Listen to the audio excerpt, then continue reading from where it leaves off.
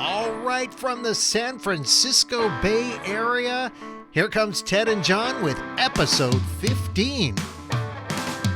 Thanks and welcome, folks, to the podcast. I am Ted Asregadoo, and with me on lead guitar and vocal is the one, the only, John Young. Thank you. Well, thank you. Thank you so much. Where's my guitar tuner? Where's my tech? Oh, you out of tune? Aren't I always? Oh, yes. I'm tuned into you, Ted Asregadoo, and glad to be here with you as I always am. I always look forward to our chats for this podcast because we get to talk about things that we don't really talk about with maybe our significant others or other friends or things like that, but we get to share it with each other and with our vast audience of podcast listeners. And that is, we love to talk about music and we love to talk about records. All the stadium rock banter that we were doing earlier, it's all in good fun, but it gets to the subject of today's podcast, and that is live albums. Well, the top 3 live albums from our recorded collections. That's John and myself. Now, music recorded in a studio can be a sonic treat for most audiophiles. I mean, you can pick any classic record that everyone will say, you got to listen to this with headphones on, man. This is so great. But live music can be a real visceral experience. It really gets the life juices flowing, dancing, singing, sweating. Those are the outward expressions of what we feel when we see and hear and feel live music. But drugs and alcohol can certainly intensify the experience, but inward, that can be a little bit more difficult to express. Like, why do people cry when they hear a song that touches them? Or why do they feel anger or excitement or sympathy or even a sense of peace when music is performed live? Well, just to get a little academic for a moment, the German philosopher Friedrich Nietzsche once wrote this in his book, Twilight of the Idols. Quote, without music, life would be a mistake. And that's because musical expressions are expressions of life. What if these instruments that we humans created, drums, guitar, woodwinds, whatever, they just didn't exist? Well, our lives would be a lot more boring and probably would have a lot less meaning too. Now, I don't want to get too much in the clouds about this stuff, but sometimes it's hard not to. When I think back about concerts that I was at where it felt like the audience and the band were really shared this moment that couldn't be duplicated. But I think it's probably best summarized by that one guy or gal at every concert that you probably heard who said, dude, that was awesome. And speaking of awesome, John, how are you, my friend? Oh, I'm doing great, Ted. You are making me flash back to the first live concert I ever went to. I saw Van Halen perform at the LA Forum on their 1981 Fair Warning tour, and I'll never forget, no opening band at that show. The lights went out. The anticipation is just crazy. The audience is losing their minds, and David Lee Roth comes out before they even hit a note, and he grabs the microphone and in his classic David Lee Roth style, hey, everybody, I bet you're wondering what we're doing backstage before we come out. Well, we're getting fucked up. Bump, bump, bump, and I knew from that moment on, I've got to be a part of this rock and roll thing somehow, some way. I've got to find a way to be a part of this, just like you described. It was like the audience and the band melded together. It was incredible. The explosion of cheers that went off after he said that must have just been like, ah! Yeah, like it was a communal moment. Like you said, Yeah. Sure, it was a profane communal moment, but the reality is I understood what you're talking about right there, Ted. It was an energy that's hard to describe. And when you find the right live album, you can literally sit in your room or in your car, wherever you're listening to it, and have that same experience. And that's kind of what we're touching on today. Yeah, absolutely. And before we touch on that, I want to do the quick reminder that our podcast name is changing very soon to Planet LP. I'm just getting the website finished as we're recording this. I've got a few little minor details to put to bed, but pretty soon we're going to launch this thing. And I'd like to preview one little audio feature that we're going to have on our site that's a lot like the listener line. When you call a radio station or something, sometimes they set up a listener line and you can just record your message and they may play it on the air or they'll listen back to it. But instead of you calling us on a phone and leaving a message on our website, there'll just be a click of a button that you record what you want to say and hit send. And even if you screw up, there's a feature that allows you to re-record it. So until you get it right. If you leave one of those audio comments, you might hear yourself on a future podcast. Neat, huh? What will they think of next technology-wise? It's crazy. Yeah, it's almost like you could pick up, dial a few digits, and leave a message on an answering machine or something, right? It's nuts, man. All right. So if you already subscribed to the podcast, you don't have to do a thing once we call it Planet LP. You'll just notice a new name change and a logo on your phone or however you listen to a podcast. So if you're big on interacting on the social media, you can always connect with us. I'm at T Asregadoo, the letter T Asregadoo on Twitter, or you could just use the search feature and search for my name. On Facebook, it's the same, Ted Yep. Asregadoo. And John? You can find me on the Twitter at JCYLCSW, or search me out on Facebook and Instagram just by typing in John Young. There's, I'm sure, only 12 million John Youngs, but I'm the better looking one. I notice if I search for you on Twitter, it's John C. Young. Yes, I got Yes, that's right. it's a- That explains the JCYLCSW There you are. handle. So just use John C. Young. You'll find John C. Young. So are you in tune, John? I'm so in tune. I have been looking forward to this discussion for like a week and a half when you first brought it up. And I thought, I know people talk about their favorite live records. I'm so passionate about live albums for different reasons, depending on the album. So I can't wait to dive into this sucker. Are you in tune, mate? Are you Yeah. warmed up? Yeah? All right, great. Let's get it started then. All right, man.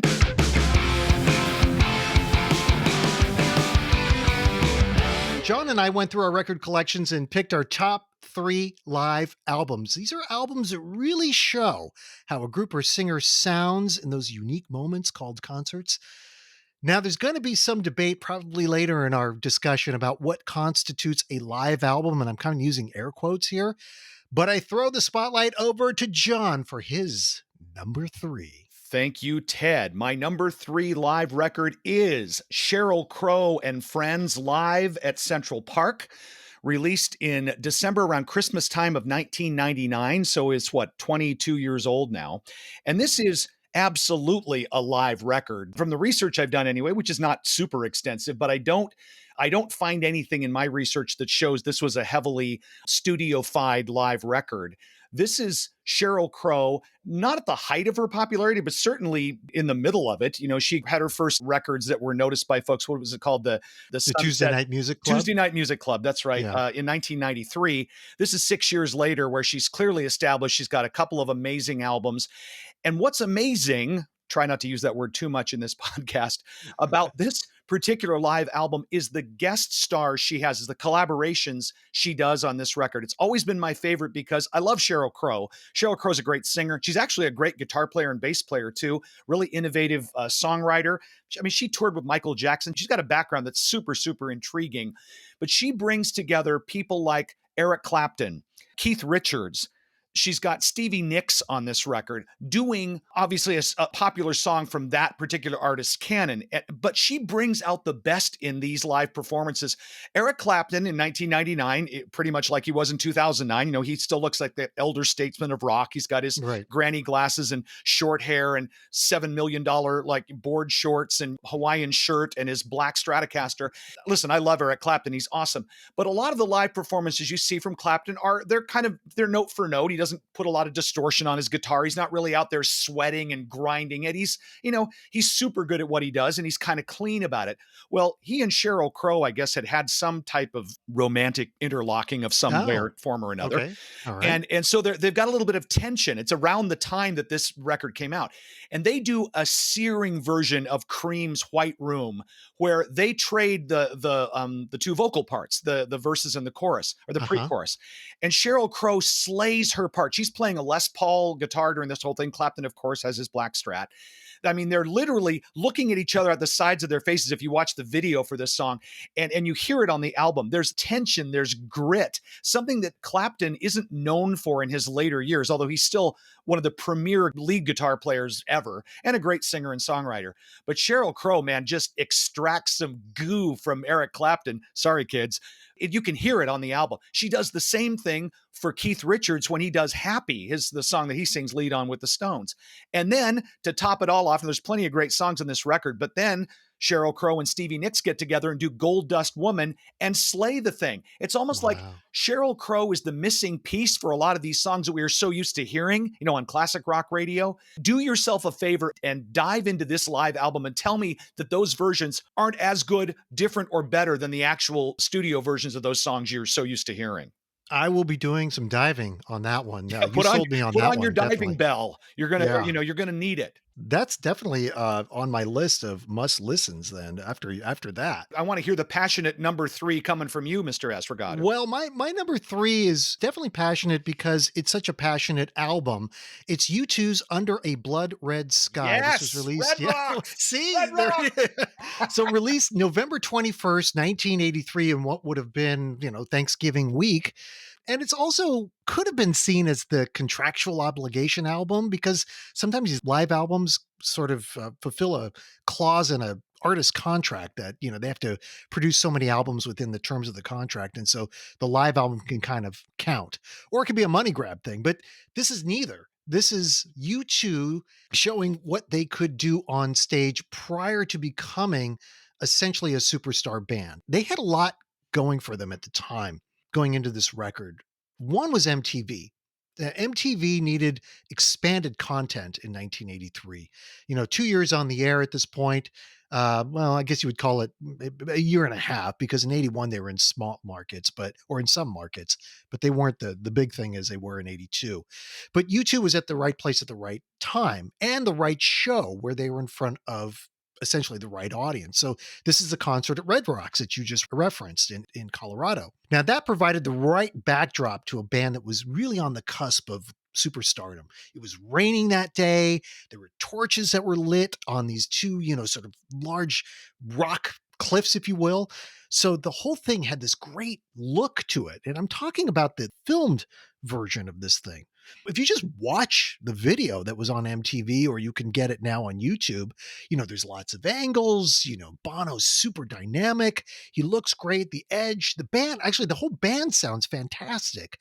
And it's just Bono's stage presence coupled with where they were at the time made that concert very memorable and very powerful. However, the album was only recorded. They only took 2 tracks off that Red Rocks performance. The rest of it comes from a concert in Germany and one in Boston. So it's actually 3 different concerts that they stitched together into Under a Blood Red Sky. But it feels very seamless because of, the way they mixed it. And Jimmy Iovine, he's a big producer.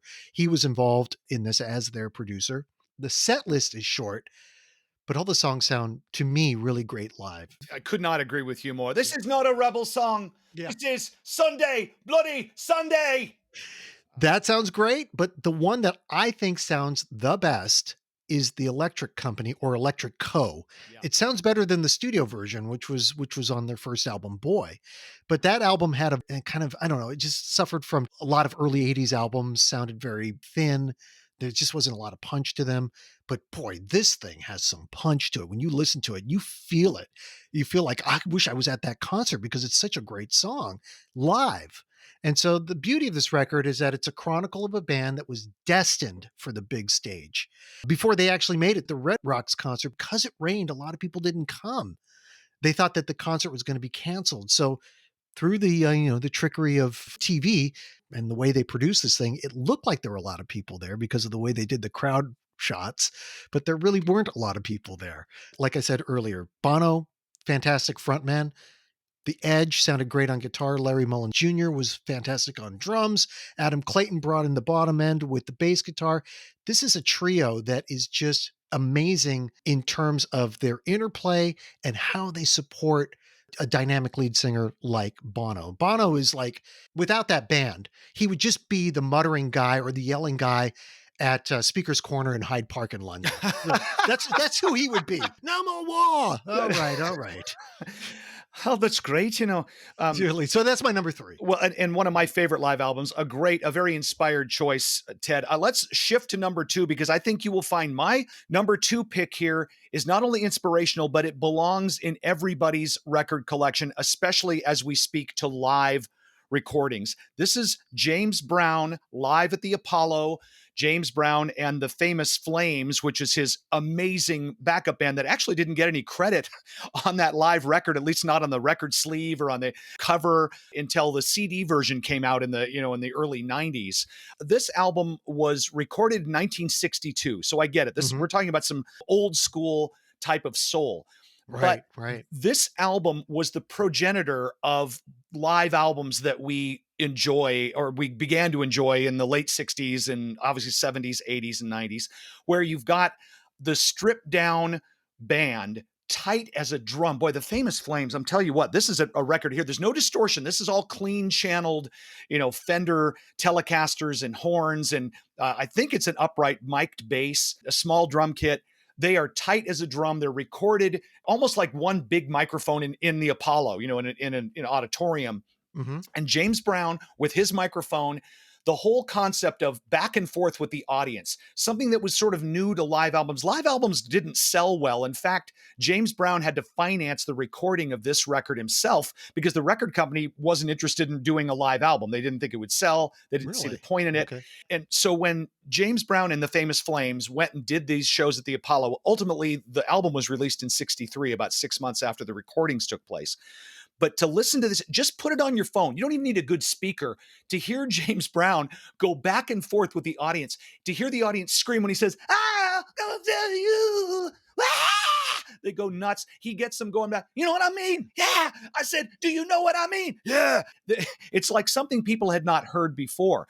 And he's doing it with the tightest backup band that can follow every Yes. crazy little stop he does. And remember, James Brown was known as being quite a taskmaster with his bandmates. In fact, the Famous Flames, I think, broke up after the third time they played the Apollo because they were tired of getting fined for being, one beat off or one measure out of tune or these types of things. Oh, But he would find them money, yeah, but if they were off, he he would would, like, fine them dock their for pay? being, Jeez. not being on the beat, I mean, that's $2 or $5 or there's your per diem for, this trip and whatnot. So he lost Wow. a lot of musicians, but this is James Brown with his original group of backup musicians playing to a crowd that is absolutely eating out of his hands. And although this record doesn't have the big James Brown hits that maybe people remember from the late 60s and early 70s, I Feel Good and Cold Sweat and, Sex Machine, the songs almost blend together. There's one song on this record that's just worth listening to. It's 10 minutes long on a 30-minute album. It's a short live record. You can hear this, driving down to the store and back. But 10 minutes of this album is the song Lost Someone, where he goes on and on, back and forth with the audience. He singles out people, and the microphones pick all this up. I'm talking to you. And some woman just loses her mind, or some guy's like, yeah, that's me. He's talking to me. It's a very intimate experience. It's the beginning of live, powerful, sweaty records, the kind that we love. There's no studio trickery at all in this record. It's a couple of microphones and some amazing musicians, and the legendary James Brown in his first live record. It's a must-have. That's amazing, and I would imagine we're gonna talk about something we alluded to earlier, which is sweetening. It's the way in which artists go in there and they kinda change things on a live record.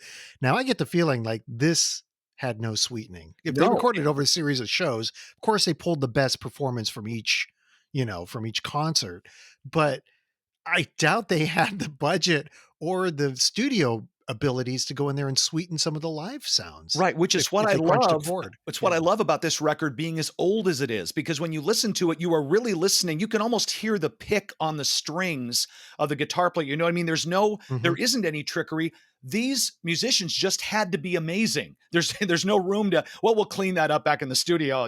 Right. Bob hit a wrong note on the saxophone. Don't worry, we'll drop that. You just didn't have that. You had some technology, but you're talking about 4-track recording in 1962 live. The power this record has, given the lack of technology, is also amazing when you listen to it in that context. Hey, you're a musician and you've played live for decades at this point, and I'm sure you've recorded yourself a number of times and had to listen back to a recording, not only of you, but your bandmates. Tell me about something like when you get the raw recording back from whether you're using a pretty good recorder or if it's just somebody's phone on the Yeah, stage or whatever. that's But right. however you listen back to it, but tell me what generally people hear. We're humans, right? We make mistakes and we're in a live setting where you got to get it right or try to get it right on the first take essentially, because this is the live performance. But give us a sense of what it's like to be a musician and have to hear back a live recording of yourself. Honestly, I think because I've been listening to James Brown and I've been listening to other live performers who came from an era where you didn't have a lot of trickery. You just had amazing backup musicians who practiced their parts over and over again to get them right. When I listen back to my own live performances, and believe it or not, a lot of it is on cell phone video. Like for my band Vino Banditos, people will record us and then they'll send us a copy of their recording from their phone. There's always mistakes. But what I'm looking for, what I find exciting, what I hope people will take away from something is the energy in it, is the passion in it, especially if it's video. Am I giving a look? Do I look like I'm having a blast? Am I reaching out to people? Can you tell by my body language or by what guitar I'm playing how excited I am to be there? There's a lot more to it than just getting the notes right or getting the songs right. Now, you hate to hear something that's out of tune or played too fast, and that's probably typically what I hear when I get my own recordings back. And we've done live recordings with very good professional gear, and there's still some like, why did I have to play it 500 times faster than we rehearsed it? What was I doing? I was just too Because your excited or too energy's up caught or up in the something, moment. right? Yeah. But ultimately, what I hope people get from something is not perfection, especially in a live record. That's not the point. I would think the point is the emotion and the passion. And when I see a performance of my own that I think is passionate, even if I'm a little sloppy, I'll take that over a more measured performance that's frankly a little more boring. I think that from an audience point of view, sometimes we don't hear the what we would call the mistakes, what you would call the mistakes as a Sure. musician. We're just having a great old time, and you may hear, "Oh God, I crunched that chord," or "I played it too fast," or I came in too early," or I Right. sang that not with the right passion that I expected it to be." But from the audience perspective, we're just like, "Yeah, this is great," or hopefully. Exactly. But that's a Yeah, good thing to remember, not just as a musician like me, and you're a musician too, Ted. You played your a share of little bit. instruments before. Yeah, I've tried. It's also important to remember that as an audience member. I mean, if you're going to a concert to critique, what kind of strings the rhythm guitar player is using, I think you're spending too much on tickets. You need to you can do that on YouTube or something and just sit there in your underwear with a Coors Light the whole point of a live music experience is to have that connection to the band that you talked about earlier in the podcast. I think you're there for the wrong reasons if you're going, well, I could play better than that. Well, oh wow, oh that's not an E sharp. I think on the record he uses an A. Did you catch that, Bob? I don't know. That's like the worst concert, whatever you want to call it, concert mate or concert buddy that you would Yeah, go to see a Bob concert the with and be like, concert buddy, right? yeah, Bob the concert buddy, Bob the concert critic. Yeah. No, you don't. It was, Yeah, come on. it was like it's like The Simpsons, that guy who works at the comic book store. Yes. I believe it's supposed to be an A sharp, but he Yeah. was doing an A, And an A minor. I'm going to go get a beer till he plays it right. Come on, man. Yeah, why don't you just not come back? Yeah, why Okay, don't you just don't come back. exactly go sit there on YouTube at your mom's basement where you live? Anyway, All Ted, right, I'm dying to find out where you are in the number 2 slot. number 2 is Talking Heads. Stop making sense. You stop it. No, you stop it. I love that record. Mom, John's copying me. Again, I can't help it. You've got good taste, Asregadoo. I don't blame you. This is a great pick. Well, thank you. This was released in September 1984, right after the band, as you remembered, had that smash hit album, essentially a hit for Talking Heads called Speaking in Tongues, which had the song Burning Down the House and This Must Be the Place. And maybe there weren't really hits, but I mean, over time, they have grown to be these sort of iconic songs that are getting played all the time. So I guess they're kind of, delayed hits in a way. So this record was part of a live concert film that was directed by a guy named Jonathan Demme. That name may be familiar to some people who really like films. He'd go on to direct The Silence of the Lambs, Philadelphia, others like films like Married to the Mob and Something Wild. That's all his imprint, but he was tagged or tapped or asked to film the Talking Heads over the course of a number of shows at the Pantages Theater in Los Angeles, recorded over 4 nights. The novel thing about this recording was that this was one of the first shows, if not the first live show, that was recorded on 24-track digital recording. It was a digital recorder that they used. So the sound quality for the time was much better than what had come before. Other live albums sound really great. Oftentimes it's because they go back into the studio, and the Talking Heads did do that. But because this was recorded for film and they had a pretty decent budget, they were able to spring for a 24-track digital recorder. So I'm going to stay in the film world for a moment because on April 24th, 1984, I was trying to get tickets to see this movie at the San Francisco International Film Festival. I was so happy when I read about it in the San Francisco Chronicle. I was like, I got to go see this. I love the Talking Heads. And so I tried to call into, I guess it must have been like Ticketmaster or something, whoever was selling the tickets, and tried to get tickets through there, and nothing. It was all sold out. And so I had to wait for the actual release of the film. It was a limited release, but I did see it in San Francisco after its premiere. And film critics universally loved this film. They praise it to this day. Rock critics praised it too for the soundtrack, and rightly so. For one, it does sound amazing. And some of the songs sound even better than they do on the studio recording because the full band, in addition to the core lineup of the Talking Heads, which is David Byrne, who's the lead singer, Tina Weymouth, who plays bass, her husband Chris Franz on drums, and Jerry Harrison on keyboards and guitar. He also does some co-vocals.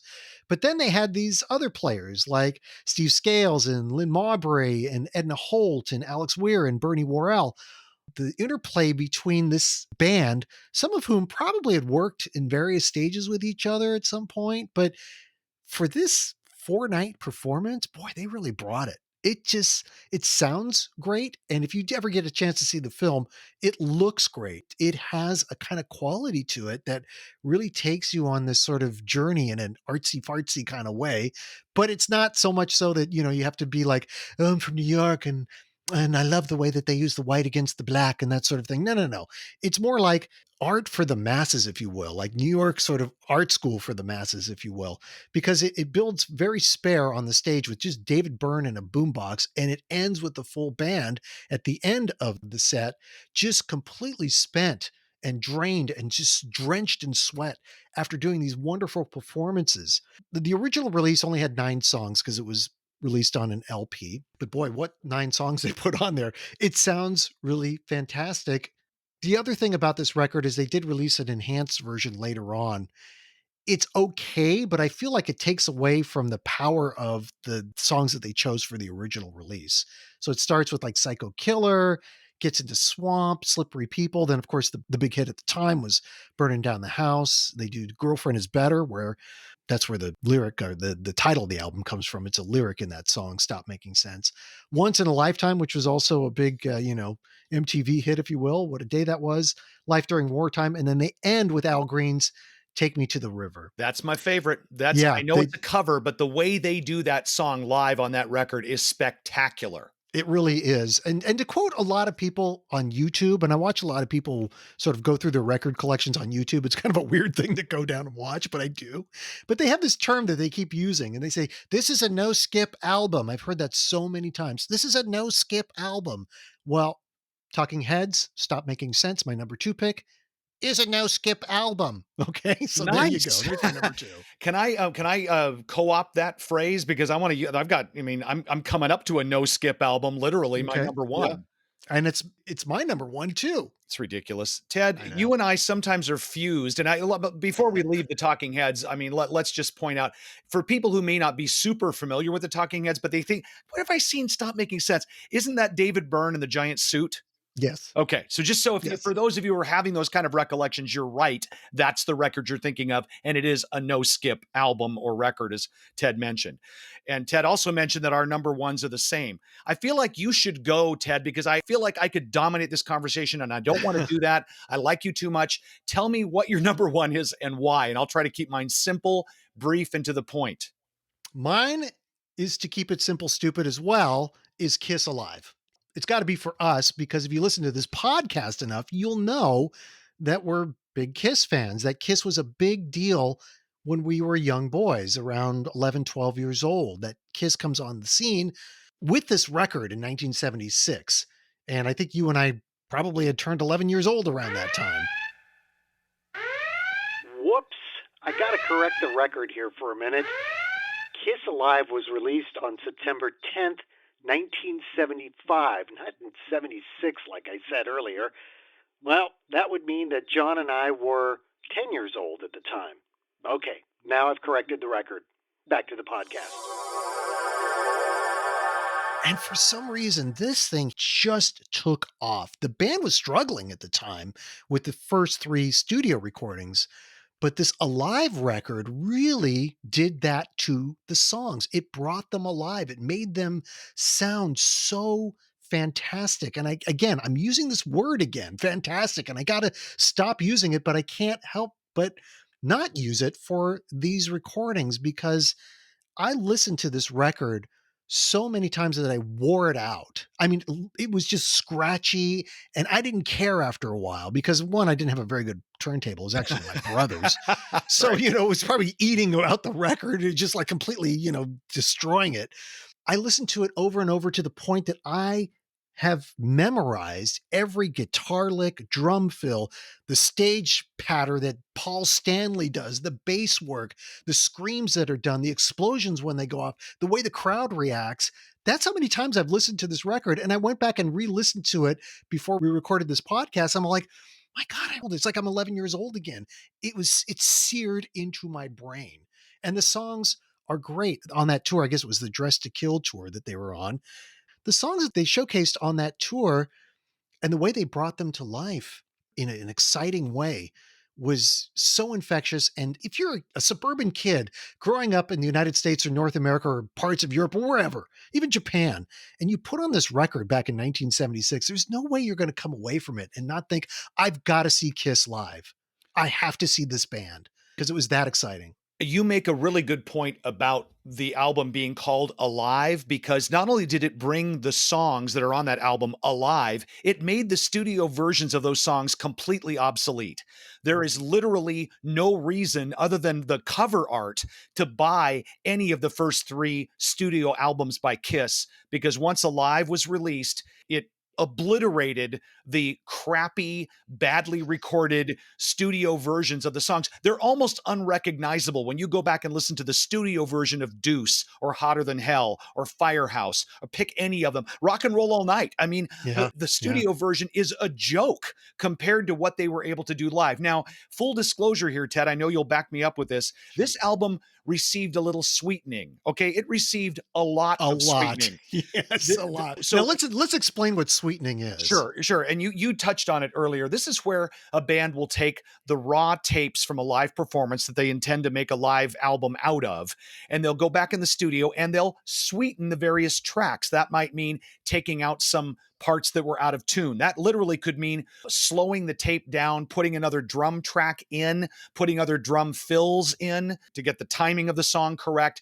Definitely taking out vocals that were out of tune or guitar parts that are out of tune and playing the right ones in studio, then meshing them using, 70s technology, meshing them together to produce what Kiss Alive is. And there was a lot done to Kiss Alive to give it the sound we enjoy. And I'll tell you, I don't care because when you listen to what a great job they did sweetening these tracks, I'll take them as kind of a quasi live studio track. I don't care. The live, quote unquote, version of Deuce is so much better than anything they ever did in the studio. It's not even comparable. So they get a hard pass from me. A lot of people will pick that apart and say, well, it's not truly live. Gene Simmons went back and redid a bass part here and there. You're right, he did. And it's still so much better than not only what they did themselves, but compare it to other albums from the mid 70s that were live records. I mean, Mhm. what was even close to this? Frampton Comes Alive. It came out Right, around the same right. time. Yeah. You cannot help but be rocked to the core by 99% of the songs that are on Alive. I don't know that there's a bad song on that record. You pointed that out. They picked an amazing set list, the Dress to Kill tour set list. They left off anything that was crap, and it's just all the most ferocious versions of their studio songs. And it was the first album that got me into Kiss, so I'm sentimental. And that first song, Deuce, what a show opener. You talked about Van Halen opening with, Running with the Devil on the Fair Warning tour with that boom, boom, boom. But just, you wanted the best, you got the best, the hottest band in the land. Kiss! And Right. then And then just, you hear Paul it's like, Stanley's rhythm guitar, that yeah, that Deuce, that opener, that opening riff, and then the band just comes thundering in. And again, a little shout out to Ace Frehley, who just celebrated his 70th birthday on the 70 27th. years, you old man. I'm an old man now. I'm totally old, but I still like to rock and roll. It's okay. I've been playing with Kiss for a long time, so I enjoy it. But Reality is, Ace Frehley does some lead work on this record, whether it's live or sweetened in the studio. I don't care. They didn't use backup session musicians. That's all Right, Ace. right. It's all them. The solo work he does is so lyrical. You can literally, and I know you did this because you've memorized the album. I have too. You can sing his guitar solos. They're You not this can, yeah. just scattered mess of a million notes going a million miles an hour like the shredders of the 80s were. You can sing Ace's solos because they are so lyrical. And I'll tell you something, Paul, Gene, that record wouldn't be anything without Ace's solos. They are, in my opinion, as a musician, the glue, the secret sauce that makes those songs just pop. Yes, the vocals are great.